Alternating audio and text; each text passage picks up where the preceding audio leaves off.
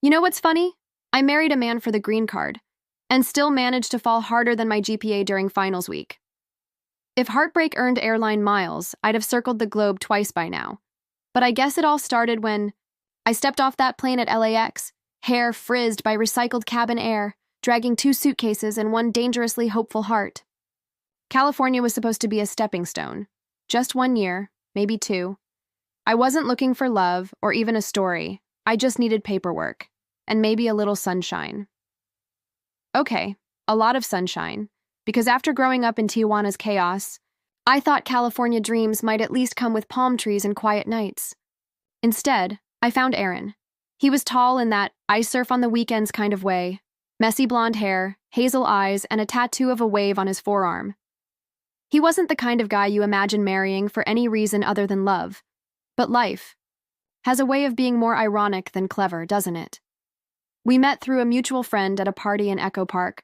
I remember thinking, he's too charming to be real. And yet, somewhere between his tequila-fueled karaoke and my very bad attempts to explain Mexican politics in English, the idea was born. "You need a green card?" he asked, somewhere around 2 a.m., perched on the armrest of a thrift store couch. "And you need rent money?" I shot back, half joking. But the joke didn't stay a joke for long. Within a month, I'd moved into his sun-drenched apartment in Silver Lake. Within 2, we'd filed papers. Within 3, we were married, fake smiles on real photos for the immigration file, and vows whispered with laughter instead of tears. Only, something strange happened. Between the scheduled interviews and choreographed couple selfies, we got comfortable, then cozy, then something dangerously close to real. He started cooking breakfast for me, unprompted. I started folding his laundry, without complaint. We had movie nights, inside jokes, a Spotify playlist called Fake Wife, Real Vibes. But here's the catch no one talks about. When you pretend to love someone every day, the lines start to blur. We never said it out loud, of course not. That would ruin everything, the deal, the balance, the detachment. But sometimes I caught him watching me like he was trying to solve a riddle. And sometimes I couldn't help but hope he felt it too. That maybe, just maybe, we weren't faking it anymore. Until her. Aaron's ex. The one who had moved to New York to find herself, and apparently found out she missed him. She came back, like a plot twist in a bad rom-com, and suddenly, I was just a name on a lease and a face in a folder at immigration. Our unspoken bond shattered like glass under a stiletto, and I didn't even own stilettos. One night, he sat across from me with a look I hadn't seen before. Not guilt, not regret, just distance. "We should get the divorce going," he said. "We've kept this up long enough." And just like that, it ended. Our make-believe story that had started to feel a little too real. But what he didn't know, what I hadn't realized until it was too late, was that somewhere between the lie and the paperwork, I had actually fallen in love with him. You'd think a fake marriage would feel like a business transaction. Cold, calculated, emotionless. But what no one tells you is that routine is intimacy's playground. And somewhere between faking it and living it, we started acting like any other couple. Almost. Aaron worked part-time at a bike shop on Melrose and sometimes played guitar at open mics that paid in drink tickets. I was freelancing as a Spanish-English interpreter, juggling appointments at hospitals, courtrooms, and once, the DMV, where hope goes to die. We kept the act up for the immigration interviews, shared bank account, joint lease, photos of us on road trips we barely took. But when we weren't performing, it still felt real. We had Sunday mornings with pancakes and terrible coffee, Tuesday evenings watching reruns of The Office, random weekday nights talking on the couch until one of us passed out mid-sentence. I got used to the way he hummed when he brushed his teeth. He memorized how I liked my popcorn, half salted, half caramel. And sometimes we'd sit in silence that didn't feel awkward at all. We even fought like a real couple. Stupid things. Dishes, laundry, whether Die Hard was a Christmas movie. It is, by the way. I will die on that hill. But underneath all of that, there was this unspoken truth. We were still pretending. That made every little real moment feel dangerous. Because when you're not supposed to care and you start to care, you don't know where to put that feeling. You can't call it love. You can't name it. So you just bury it under jokes and sarcasm and change the subject when things get too tender. Then came her. Her name was Claire. I didn't need to stalk her Instagram. She came right to the door. It was a Thursday. I was in sweatpants, hair up, no makeup. Erin wasn't home yet. She showed up holding a green smoothie and wearing confidence, like perfume. She looked like a Pinterest board. Clean sneakers, natural waves, the kind of face that said, "My family owns a vacation home in Vermont." "I'm looking for Erin," she said. "Do you live here?" My stomach sank like an elevator with snapped cables. I nodded. "Oh," she blinked, clearly surprised. "I just got back to LA. We used to, well, we were kind of a thing." I managed a tight smile. "He's not home, but I'll let him know you stopped by." She gave me that polite, tight-lipped white girl smile that says, "Good luck," but not really, and walked off with her smoothie and perfect posture. When Erin got home, I didn't say a word. Neither did he. But 3 days later, he started texting more, leaving early, coming home late, and I wasn't stupid. One night, he came home smelling like rose water and guilt. He didn't even kiss me on the cheek like he usually did, just mumbled something about being tired and disappeared into the bedroom. That night, I stared at the ceiling and realized something I never wanted to admit. I was the fake wife, but the real fool. The first real crack showed up over eggs. I made breakfast like usual. 3 scrambled eggs, toast, avocado slices. I used to joke that California would revoke our residency if we didn't eat at least 1 avocado a day. He sat down, barely touched it, scrolled on his phone, smiled at something I couldn't see. "Claire?" I asked, not looking up. He paused. "Yeah." There it was, the moment honesty slipped into our arrangement like a needle through skin. Sharp, small, and impossible to ignore. "She stopped by," I added. He looked up, surprised. "She did?" "Yeah," I said, voice level. "Cute smoothie." He chuckled, but I didn't smile back. And when I didn't, he stopped. "She wants to try again," he said quietly. I didn't plan it. It just happened. I nodded, slowly. My hands were shaking slightly, so I put them in my lap. "I see. I didn't mean to hurt you. But you did." Silence. That terrible kind of silence that fills the whole room with unspoken grief. Over the next few weeks, we barely spoke unless it was about rent or schedules.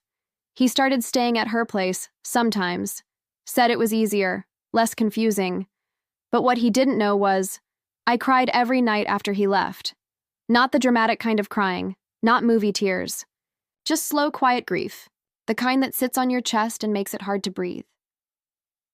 I started avoiding the apartment, took on more gigs, worked late, slept at a friend's once just so I wouldn't see his toothbrush in the holder next to mine.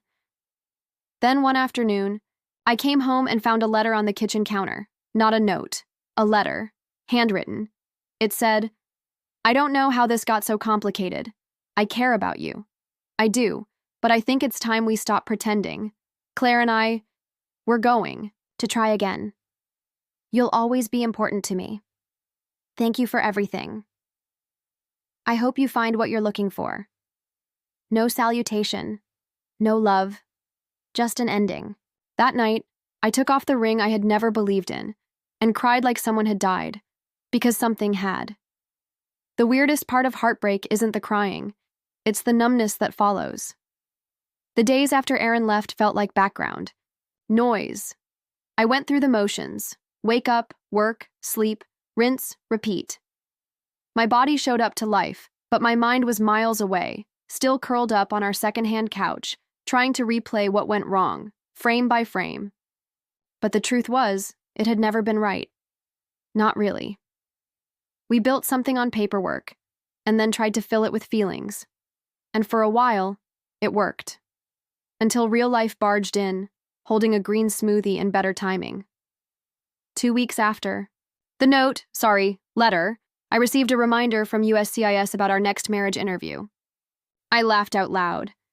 Not because it was funny, because life apparently thought I needed a plot twist that day. I had two options: cancel the interview and disappear quietly, or show up and pretend everything was fine. I chose option 3, show up and tell the truth. When I sat across from the immigration officer that day, I wore my best blazer and no makeup. I wasn't hiding the fact that I looked like a woman who'd been crying in her car 10 minutes earlier, because I had. He asked me questions in that dry, rehearsed tone. How we met, who proposed, what side of the bed Aaron sleeps on. I answered, honestly, all of it. And then I added, we got married for the green card, but somewhere along the way, I fell in love with him. He didn't fall back. That's the real story. The officer blinked. That was definitely not in the manual. You understand this puts your application at risk? He asked. I understand everything, I replied. Now. After that, I knew I had to leave the apartment. Too many ghosts, too many late-night memories clinging to corners like dust. I moved in with my friend Carla in West Hollywood. Tiny place, wild energy, and enough healing girl talk to power the city's grid. Carla was the kind of friend who didn't ask, are you okay? She asked, vodka or tequila? She didn't try to fix me. She just sat with me. And sometimes, that's everything. One night on her tiny balcony, sipping boxed wine from mugs, she looked at me and said, you should write about this. People need to hear stories like yours.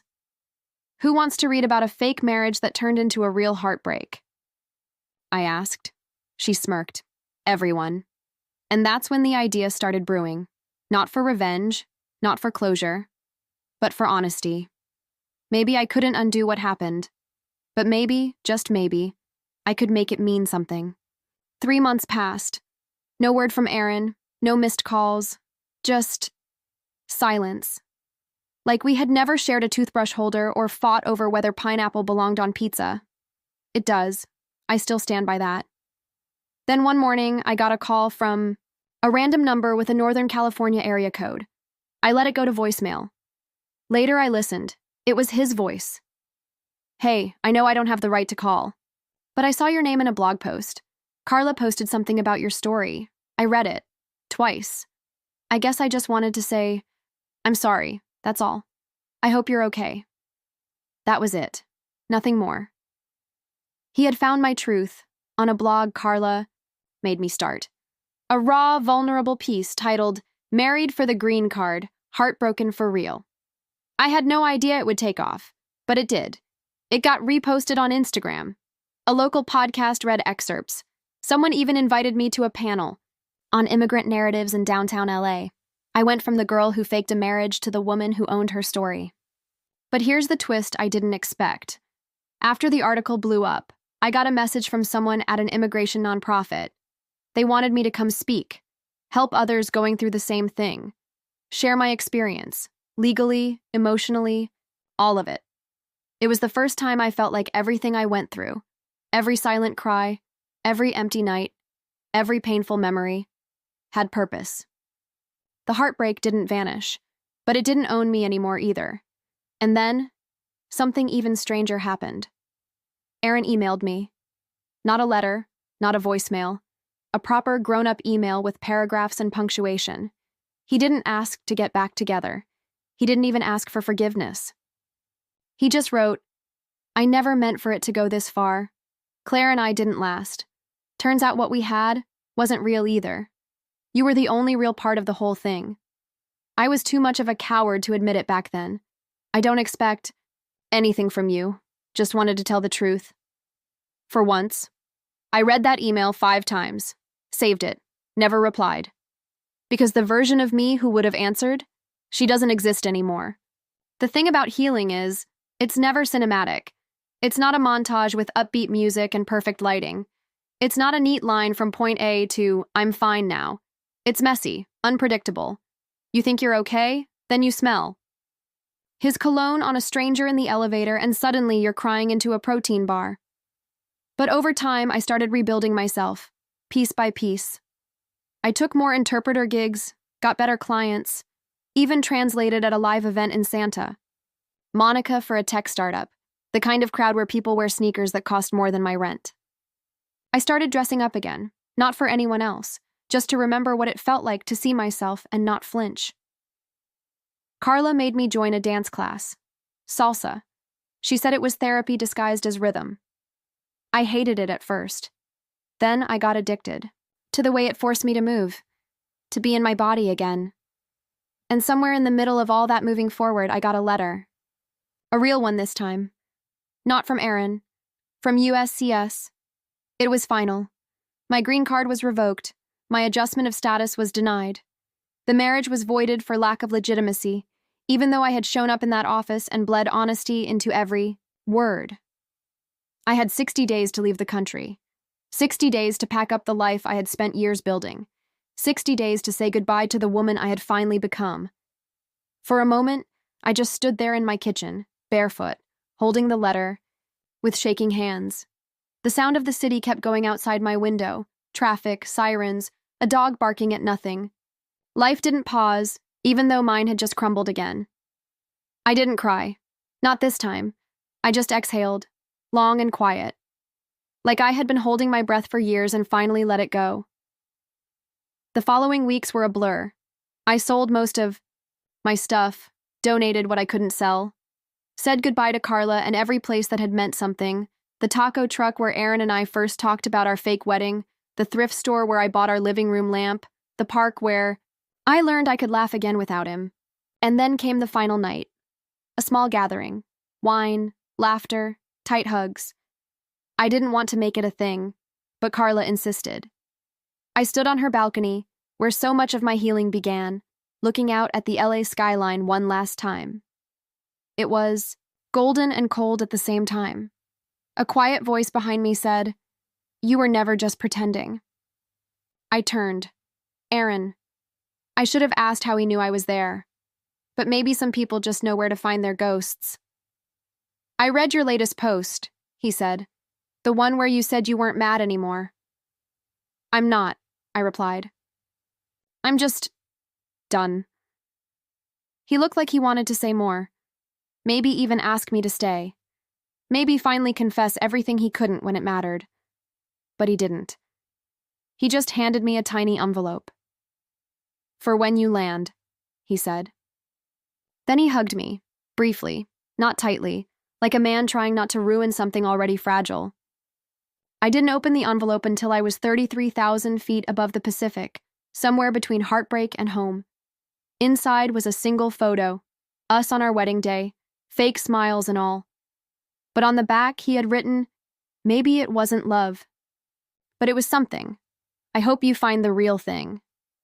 I stared at it for a long time, then slipped it into my book and never looked at it again. I landed in Tijuana 2 days later. It was summer, hot, loud, chaotic, just like me. I started over, again. Rented a small apartment near the university, took freelance work online, started teaching English part-time. My heart still ached in strange places, but the ache no longer owned me, and every once in a while, someone would ask me why I came back, what happened in the US, and I'd just smile and say, "I married a man for the green card." But the divorce broke my heart for real.